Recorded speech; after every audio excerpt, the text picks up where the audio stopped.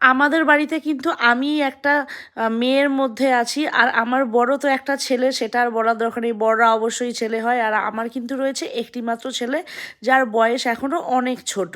তো মেন ব্যাপার হচ্ছে, দেখো, একটা মেয়ে যখন বাড়িতে জন্মায় সবার মনের একটা ধারণা আছে কি বাড়ির মেয়েটাকে সব কিছু কাজ ঠিক সময়ে সময়ে শিখতে হবে। কিন্তু সত্যি কথা বলতে কিন্তু আমার যে বর, সে কিন্তু যখন আমি বিয়ে করেছিলাম কিছুই কাজ পারতো না, কিন্তু যেহেতু আমি একা ছিলাম আমাকে হেল্প করতে করতে কিন্তু ও অনেক কিছু কাজ শিখে গেছে। আর সত্যি কথা বলতে আমাকে প্রায় সব রকম কাজেই ও আমাকে সাহায্য করে। তোমরা কিন্তু ভিডিওর মাধ্যমে আস্তে আস্তে সেটা জানতে পারবে। হ্যাঁ, একটা মাত্র ঠিক আমি আমার বরকে কোনোদিন বাসন মাজতে দিই না।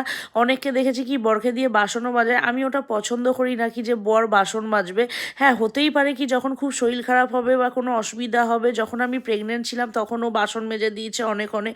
কিন্তু কিছু কিছু কাজ আছে যেগুলো ও করে দেয়, কেন কি আমার বাড়িতে কিন্তু কোনো কাজের লোক নেই যে আমাকে সাহায্য করবে। আমার কিন্তু সমস্ত কাজ একাই করতে হয়, প্লাস ছেলেকে স্কুলে দিয়ে আসা, নিজে বাড়িতে আসা, আবার কাজ করে ছেলেকে আনতে যাওয়া, আবার ওকে নিয়ে আসা, ওকে পড়ানো, সমস্ত কিছু। আমার ছেলের কিন্তু কোনো টিউশন মাস্টারও নেই। অনেকের এখন থেকেই 4-5টা করে টিউশন মাস্টার আছে, কিন্তু আমি মনে করি সমস্ত কাজ কেউ যদি পারে সেটা যদি নিজে করে নেয় সেটা কিন্তু অনেক বেটার। ওই জন্য তুমি দেখতে পারবে, তোমরা ভিডিওতে দেখতে পারবে কি পোকো কিন্তু জুতো মানে জুতো শোকানো থেকে বালিশগুলোকে রোদে দেওয়া, এটা কিন্তু ওর ছুটির দিন ছিল।